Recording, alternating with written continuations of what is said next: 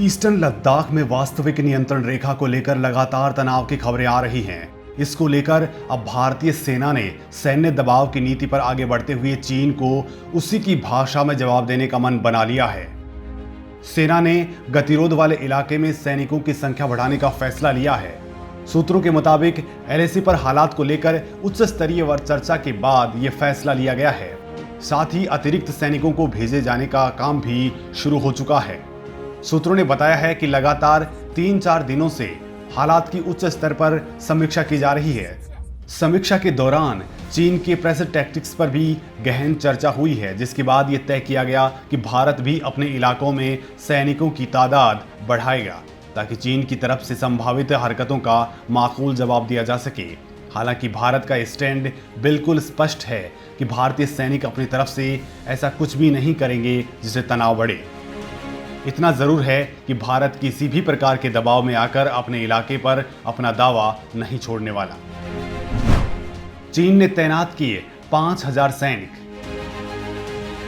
सूत्रों ने कहा है कि भारत संवेदनशील क्षेत्रों में लंबी तैयारी के लिए तैयार है और वो वास्तविक नियंत्रण रेखा पर यथास्थिति बनाए रखने पर जोर देगा। ऐसा कहा जा रहा है कि चीनी सेना ने पेंगोंग त्सो क्षेत्र में और गलवान घाटी में करीब 5000 सैनिक तैनात कर दिए हैं। वो धीरे धीरे अस्थायी निर्माण और अस्त्र प्रणाली को मजबूत कर रहा है।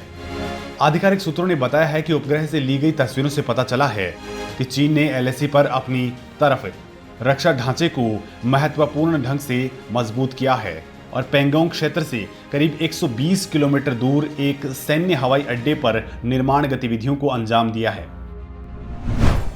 भारत ने चीन पर तैनात की तोपें। भारतीय सेना के अधिकारियों के मुताबिक जब चीन अपने सैनिकों की संख्या बढ़ानी शुरू की, उसके बाद हमारी तरफ से भी ये कोशिश की गई उसके बराबर तैनाती की जाए। तब रिजर्व फोर्स को आगे बढ़ाने का काम शुरू किया गया।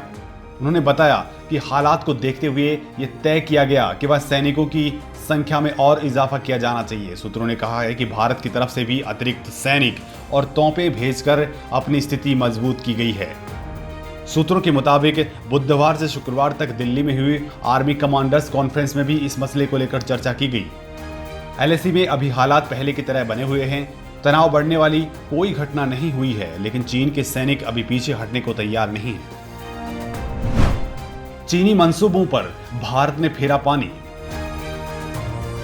लद्दाख में गलवान घाटी में सही समय पर भारतीय सैनिकों की ज्यादा तैनाती ने चीन की भारतीय सीमा के अंदर घुसपैठ की नाकाम कोशिशों को टाल दिया है।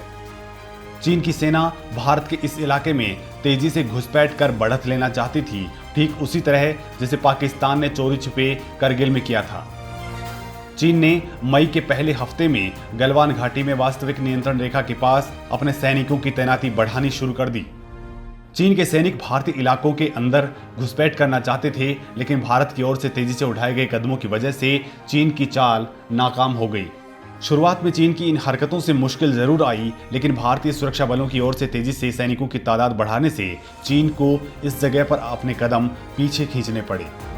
भारतीय सैनिकों की मजबूत तैनाती से गलवान घाटी में चीन की घुसपैठ की कोशिश पर रोक तो लगी, लेकिन इसके साथ ही दौलत बेग ओल्डी में पेट्रोलिंग पॉइंट 14 के पास भारतीय पक्ष को मजबूती भी मिली। चीन की सेनाएं गलवान घाटी के आसपास पेट्रोलिंग पॉइंट 14 के पास 114 ब्रिगेड इलाके में भी मौजूद थी। समाधान होने तक डटे रहेंगे सैनिक। डिप्लोमेटिक लेवल पर बातचीत जारी है, लेकिन जब तक कोई हल नहीं निकलता है तब तक भारतीय सैनिक भी वहां मजबूती से डटे रहेंगे।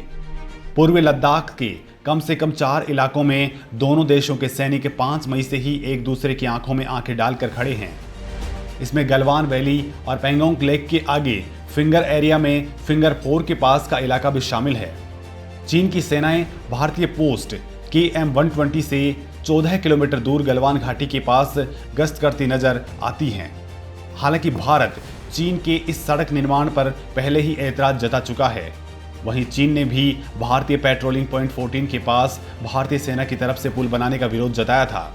भारत ने KM-120 के पास पुल वाली जगह पर सैनिकों की 2 कंपनियां तैनात की हैं। इसके अलावा चीन दौलत बेग ओल्डी एरिया में भी 2-3 साल से भारत की तरफ से सड़क नेटवर्क तैयार किए जाने से भी सहमा हुआ है। भारत की तरफ से किए जा रहे निर्माण स्थलों के आसपास चीन अक्सर अपने सैन्य हेलीकॉप्टर भेजता रहा है। चीन की आपत्ति जताने के लिए ये हेलीकॉप्टर भारतीय सीमा में काफी कम ऊंचाई पर मंडराते हुए नजर आते हैं। चीन ने एलएसी में कई जगहों पर 5000 से ज्यादा सैनिकों की तैनाती की है। हालांकि चीन से तनाव को लेकर भारतीय विशेषज्ञों का कहना है कि भारत की सरजमी पर सड़क, पुल या हवाई बेस बनाने से कोई नहीं रोक सकता। संयम बरत रहा है भारत। आपको बता दें कि भारत लद्दाख में अभी तक संयम बरत रहा है। विदेश मंत्रालय के प्रवक्ता ने भी ऑनलाइन प्रेस ब्रीफिंग में कहा है कि भारतीय सैनिकों ने बॉर्डर मैनेजमेंट का बड़ी जिम्मेदारी के साथ सम्मान किया है। उन्होंने कहा कि भारतीय सैनिक मुद्दे को सुलझाने के लिए चीन के साथ हुए द्विपक्षीय समझौते के तहत निर्धारित प्रक्रियाओं का कठोरता से पालन कर रहे हैं। उन्होंने कहा कि भारतीय सशस्त्र बल सीमा प्रबंधन को लेकर राष्ट्राध्यक्षों के बीच बनी सहमति निर्धारित दिशा निर्देशों का बहुत बारीकी से पालन करते हैं। हालांकि उन्होंने फिर भी स्पष्ट किया है कि अनुशासन का प्रदर्शन करते हुए संप्रभुता की रक्षा से कोई समझौता नहीं किया जाएगा।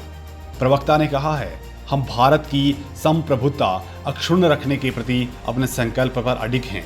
भारत और चीन के सैन्य और कूटनीतिक स्तर पर शांतिपूर्ण तरीके से सीमा विवाद के मुद्दे को हल करने के लिए एक व्यवस्था बनाई गई है। वैसे भारत और चीन ने वास्तविक नियंत्रण रेखा पर बीते 2 दशक में 5 विशेष समझौतों पर हस्ताक्षर किए हैं।